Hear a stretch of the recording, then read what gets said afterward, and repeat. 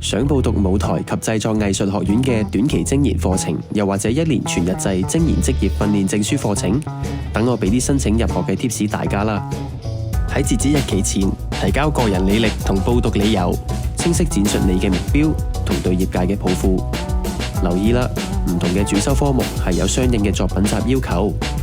如果有意主修舞台技術及管理，就可以提交曾經參與管理工作嘅製作流程、預算同記錄。主修燈光技術或音效技術，就可以提交演出嘅相片、影片同錄音等；而主修服裝製作、道具製作及背景，就可以提交設計圖同作品相片等。除咗分享過往參與製作嘅經驗同技能之外，亦可以透過呢份作品集展示出你嘅創意同諗法。